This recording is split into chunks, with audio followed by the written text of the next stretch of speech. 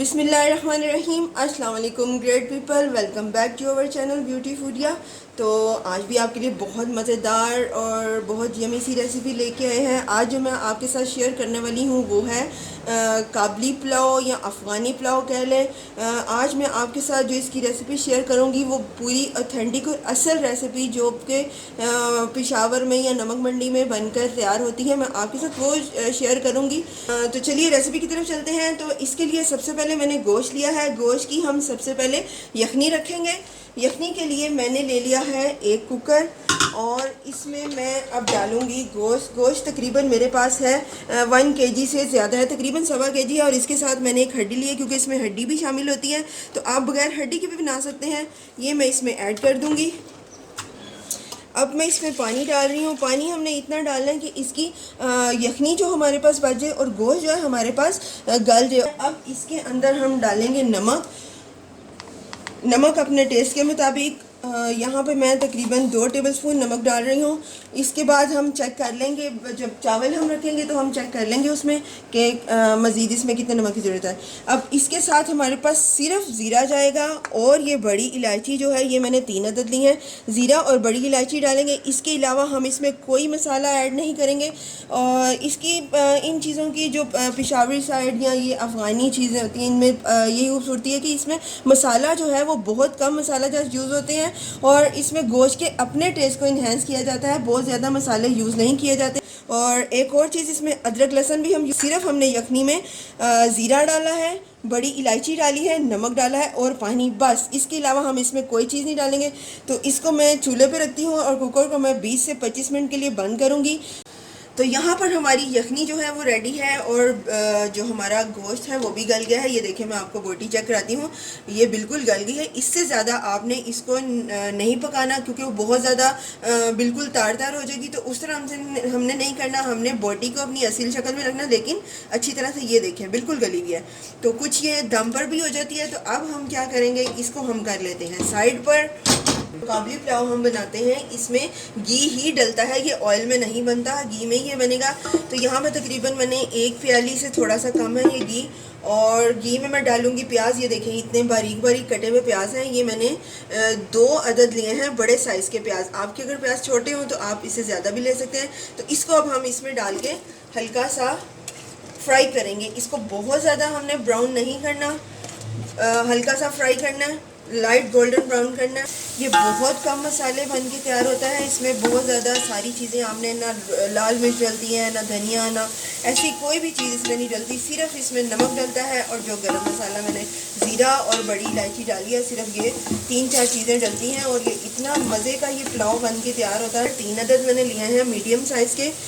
यहाँ पे मैं एक और चीज़ बताऊँगी कि कई लोग इसमें टमाटर नहीं डालते, लेकिन जो असल जो पुलाव है उसमें ये टमाटर यूज़ होते हैं। कई लोग इसमें डालना नहीं पसंद करते, तो ये आपकी अपनी मर्ज़ी है। लेकिन असल जो पेशावरी पुलाव है जो नमक मंडी में मिलता है, उसमें आपको टमाटर जो है वो लोग यूज़ करते हैं। तो ये मैंने इसमें टमाटर डाल दिए हैं।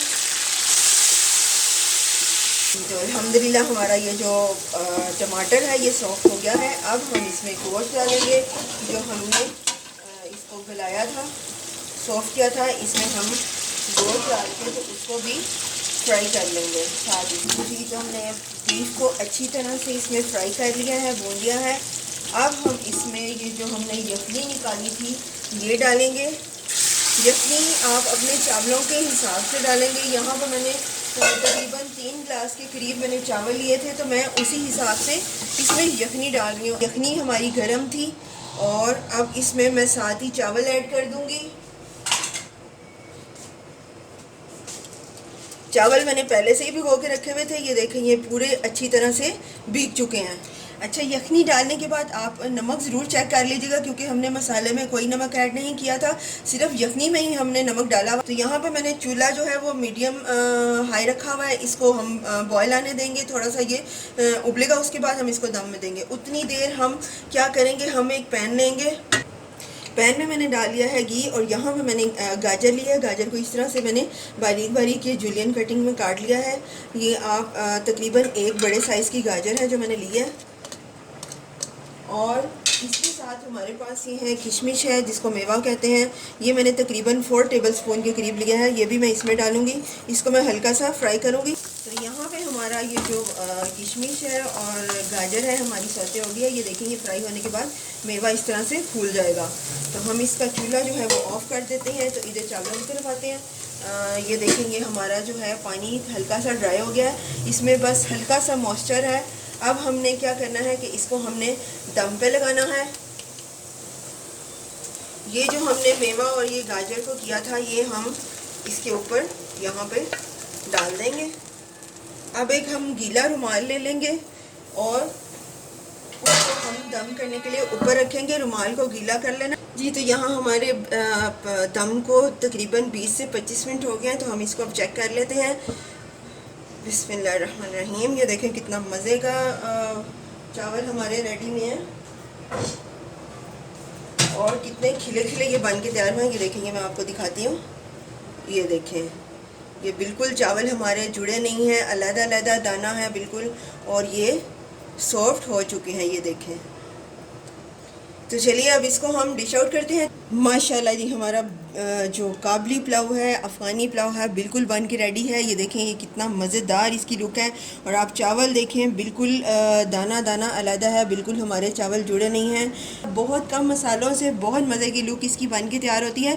तो आप इसको बना के ज़रूर ट्राई कीजिएगा एंड डू कमेंट बिलो, ताकि हमें पता चल सके कि ये आपको रेसिपी कैसी लगी है। और जिन जिन लोगों ने अभी तक सब्सक्राइब नहीं किया, और ज़्यादा से सब्सक्राइब कर दीजिए और दुआ में याद रखिएगा। नेक्स्ट टाइम फिर हाजिर होंगे। अल्लाह हाफिज़।